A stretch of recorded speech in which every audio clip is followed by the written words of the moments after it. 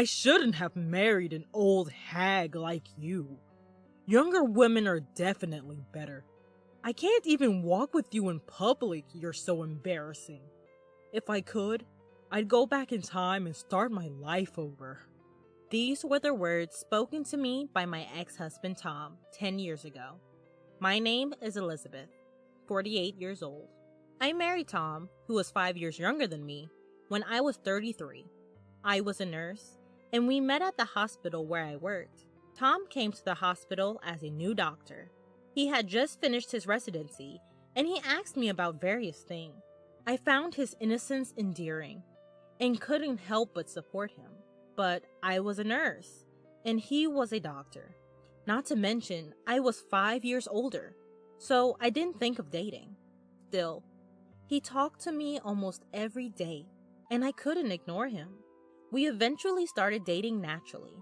I was a bit concerned about our age difference, but he didn't seem to care at all.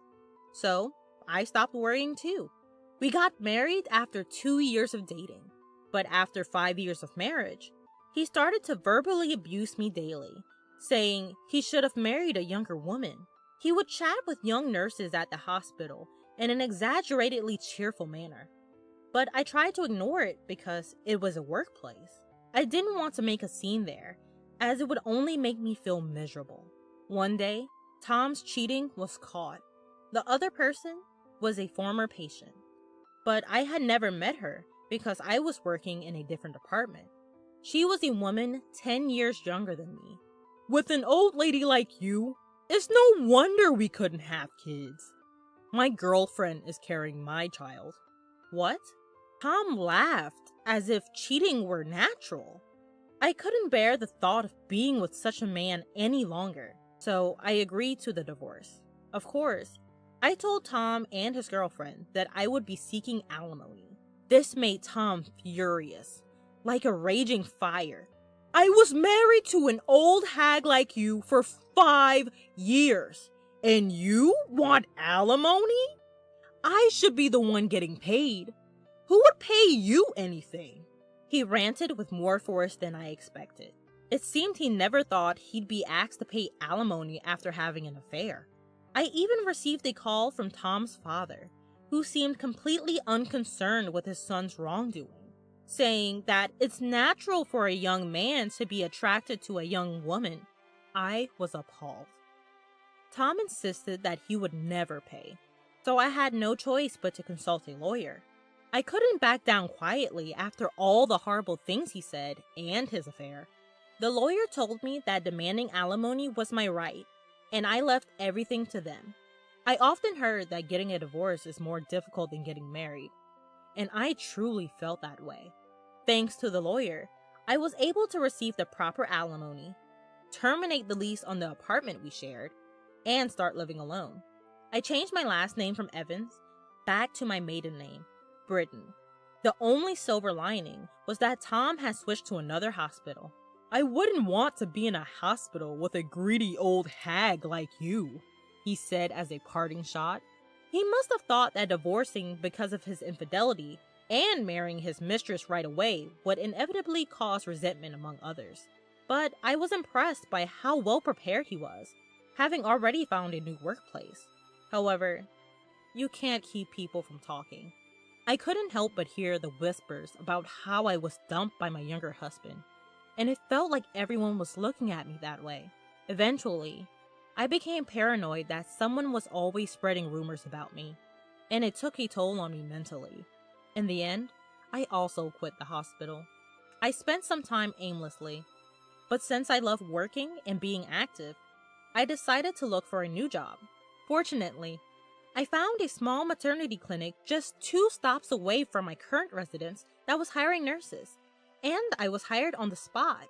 It was a small hospital with a minimal number of doctors and nurses, but it was a comfortable workplace where everyone got along with the patients. "Miss Britton, you're very observant and well liked by the patients. We're lucky to have you." "Thank you." But my peaceful days didn't last long. A pregnant woman who had been referred from another hospital arrived, and when I heard her name, I thought, Sarah Evans, the same name as Tom's mistress. I checked to see if it was a coincidence. Her husband's name was Tom Evans, a doctor. No doubt, my ex-husband. Tom's hospital didn't have an obstetrics department, and they had recently moved nearby and were referred to this hospital. I had changed back to my maiden name after the divorce, and we had never met face to face. She didn't seem to recognize me either, but I never imagined I'd run into them here. I hesitated to tell anyone that she was my ex-husband's mistress, so I kept quiet for a few days. Then, one day, Tom came with his wife for her checkup. Huh? Tom's eyes widened when he saw me. He must not have expected me to be here. I didn't want to meet him here either. What are you doing here? At Tom's words, his wife seemed to realize who I was. Wait, is she... Did you come to this hospital just to harass us? Of course not. I was here first. There's no way I could have known that Tom's new residence was near this hospital. But Tom wouldn't listen to my side of the story and accused me of following them around. You're stalking me to harass me, aren't you? Don't be ridiculous. Why would I do that? You're a greedy woman who squeezed money out of me after being dumped because you're old. Who knows what you'll do? He shouted this in the examination room, and everyone found out about our relationship. Everyone's stares felt piercing, and even though I thought Tom was in the wrong, I felt uncomfortable. Oh, I'm scared! I felt like I've been looked at maliciously ever since I came here. What if something happens to my baby? His wife added insult to injury by saying this with fake tears in her eyes. I don't know what she's capable of, so please don't let her get close to my wife, Tom said firmly. The doctor in charge then urged me to leave the examination room. It probably wasn't that they suspected me, but the only way to defuse the situation was to have me step out. I understand that patients come first, and I didn't want to be there either, but I felt miserable. I started to feel uncomfortable with people around me, as I didn't want the details of my divorce to be known. To make matters worse, Tom's wife continued to come to the hospital and badmouth me every time she came. Although everyone knew I wasn't in the wrong, the other person was a patient. Moreover, she was pregnant and needed to be taken care of. No one could say anything, as they didn't want to upset her nerves and cause health issues or interfere in personal matters. As a result, my comfort in being there only worsened. There was still more than 6 months until her due date, and I couldn't bear the thought of spending all that time in this kind of atmosphere. Even though it was a good workplace, I submitted my resignation to the hospital. It's a shame, but there's nothing we can do, said the director, whose face seemed somewhat relieved. I felt like I was being punished, even though I hadn't done anything wrong. Exhausted by everything, I couldn't bring myself to look for a new hospital to work at and return to my parents' rural home. They welcomed me without saying anything. At first, I couldn't bring myself to do anything, but I felt guilty for just staying at home every day. So I decided to take a part-time job at a nearby supermarket. It was my first time working outside of a hospital, but it was refreshing and a nice change of pace. I loved being a nurse, and I felt a sense of fulfillment in it. But it was a workplace where I was responsible for people's lives, and the weight of that responsibility was immense. There wasn't a single day when I could let my guard down. Being away from that life was emotionally uplifting. 3 years after returning home, I was offered a full-time position at the supermarket. It seemed my hard work was recognized, and I was genuinely happy to accept the offer. 4 years later, a matchmaker approached me. Are you interested in giving an arranged marriage a try? Excuse me? I have just the right person for you. The person who brought this up was the store manager. At 45, I had no intention of remarrying, so I politely declined.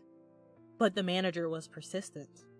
The other person was a 47-year-old divorcee like me, with a similar reason for the divorce: a cheating spouse. It had happened 20 years ago. In the end, I couldn't refuse, and we agreed to meet. Given our ages, we decided to meet directly, without involving any intermediaries. When I arrived at the designated restaurant, my counterpart was already there. As I entered the room, he suddenly stood up and bowed deeply, accidentally bumping his forehead against the table. Ouch! He raised his face, which was completely red. I couldn't help but laugh, thinking that such a thing like in a comic would happen these days. Hi, I'm James. Thank you for coming today. Ah, nice to meet you. I'm Elizabeth. Thanks to the initial accident, it didn't take long for us to get comfortable with each other. As I listened to his story, it turns out this arranged meeting happened because he fell in love with me at first sight when he came to our supermarket while on a business trip. He asked for this meeting to be arranged. It seems his college senior is actually the manager of the main store. I'd like to have a serious relationship if possible. I came with the intention of refusing, but in the end, I couldn't say those words, and instead, I found myself wanting to see him again. And so, after dating for half a year, we decided to get married. Both my parents really liked his personality and were genuinely happy for us. Living with my husband, who always thinks of me, was truly a blessing. Since we were both of a certain age, we never wanted children from the start. We just hoped to live a peaceful life together, hand in hand. But when I turned 48, my health began to deteriorate. When I went to the hospital for a checkup, it turned out that I wasn't just sick, but pregnant. I never imagined that I would get pregnant at this age. And I didn't think my illness was morning sickness. I think my husband felt the same way.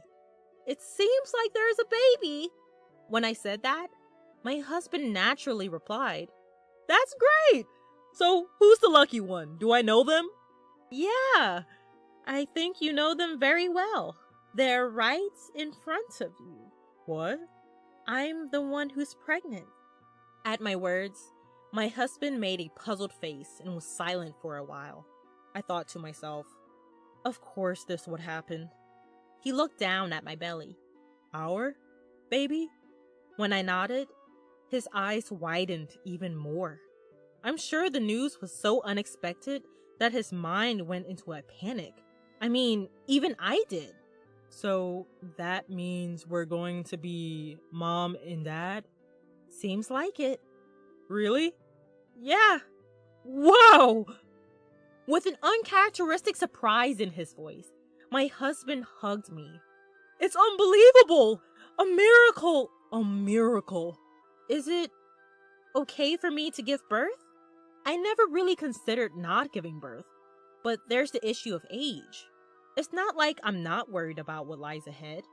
Even at the hospital, I was asked, what do you want to do? I know very well that there are risks associated with giving birth at an older age, for both the mother and child. I don't expect everyone around me to be supportive. I'm sure there will be people who will ask how old I will be when my child turns 20. I'm not without my fears about whether or not I can raise a child at this age. Still, I could never bring myself to end the life that has taken root within me. What are you talking about? Of course, yes! So when my husband immediately responded that way, I was happy. I thought it was his genuine feeling. But after a while, he started to worry about my health. It's easy to imagine various negative effects, even for a man like my husband. We discussed it at length and decided to go ahead with the pregnancy after talking with our doctor. My parents and his parents were surprised and worried, but they were also very happy. That's how we decided to give birth at a well-equipped, large hospital. The participating doctor was very compassionate and reassuring. And on the day of one of my checkups, not only the obstetrician, but also an internist was scheduled to be there, just in case. My husband was supposed to be there, but he had an unavoidable work commitment, so I went into the examination room alone. To my surprise, my ex-husband, Tom, was also there. Honestly, I couldn't believe I would run into him in a place like this. Wait, seriously? You're the 48-year-old pregnant woman? Giving birth at that age is unbelievable. Tom burst out laughing. The obstetrician and the nurse in the room looked confused, but Tom didn't seem to care. "You have no right to say that to me." "I'm just worried about you. An old lady getting pregnant." That's just gross. "Is that how you treat your patients? I can't believe you would say something so hurtful to a pregnant woman who's already anxious. Are you really a doctor?" What are you acting so high and mighty for? Most of the patients at this hospital are wealthy, you know. Do you even understand that? You should leave before you embarrass yourself. "Excuse me, Dr. Evans." "I'll be leaving anyway. I wouldn't dream of giving birth at a hospital with a doctor like you." "Yeah, get out of here." "Dr. Evans, that woman is the wife of the heir to the Miles Group, who has made significant donations to our hospital." "What?" "Dr. Evans, you may not have known since you are new to our hospital." "No way, but she's my..." "I have no connection to you. Even so, what you just said was terrible. As Mrs. Miles pointed out, I can't believe a doctor would say something like that." Just then, my husband arrived. "Sorry I'm late. My wife has been a great help to you." He could clearly see that I was angry, and Tom was pale, sensing something was off. "Is something wrong?" "I was just told by this man here, Dr. Evans, that giving birth at 48 is disgusting." "What?" Upon hearing those words, my usually mild-mannered husband's expression changed instantly. And because I mentioned Dr. Evans, he probably realized this man was my ex-husband. I had talked about my previous marriage, and he knew Tom's name and occupation. "Are you Dr. Evans? You insulted my wife, didn't you?" Well, that's..." "What kind of hospital is this, where a doctor insults a patient? I can't trust my wife and unborn child to a place like this." As soon as my husband finished speaking, the nurse, who I had left earlier, returned with the director. "I heard there was some rudeness." Director, we came to this hospital because my father recommended it. But I can't believe a doctor like this is employed here. It seems we chose the wrong hospital." "I'm terribly sorry. That's not true. This man is not our doctor." "What?" "I just fired him." Director, what are you... "I didn't know he was like this either. I only took him in because a friend asked me to. We don't need a doctor who spouts such abusive language. He won't appear before you again." "Wait, Director, what are you saying?" "Shut up and be quiet. Get out of here now. Don't come near our hospital ever again." Hearing the director's words, Tom, who was shouting, "No, I won't leave, I don't want to," was dragged out of the hallway by the obstetrician.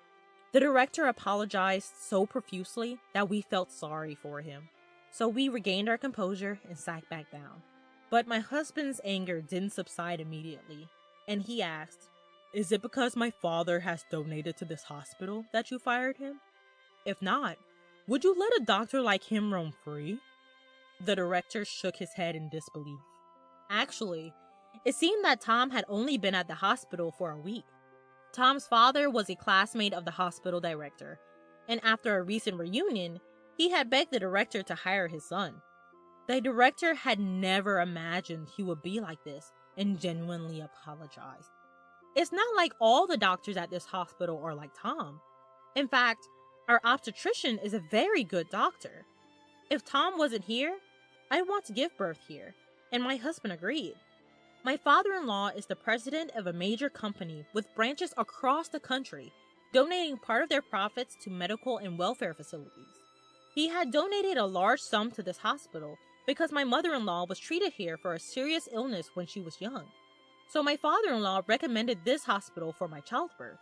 A few days later, Tom contacted us, begging us to talk to the director and rehire him. If you ask, they might reconsider, right?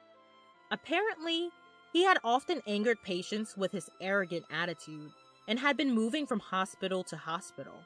I can't think of him as anything but a fool for making the same mistakes over and over. My ex-father-in-law had told him there would be no future for him if he got fired again. However, I can't help but think that my ex-father-in-law's leniency is what made Tom this way. When the call came, my husband was with me. He took the phone from me, yelled at Tom that if he ever contacted us again or came near me, he would report him to the police for harassment, and Tom never called again, probably out of fear. Sometime later, on the way home from the hospital, we stopped by a convenience store and saw Tom working there. It seemed no other hospital would hire him anymore. He was crying and said his wife and child had left him. But I couldn't feel any sympathy. I just decided never to go to that convenience store again. The following year, I gave birth to a healthy baby girl. She's very adorable. No matter what happens, I'm determined to raise her with responsibility and care. But my husband has been smitten with our child since the moment she was born. He seems to be becoming a very indulgent father, so I have to be careful.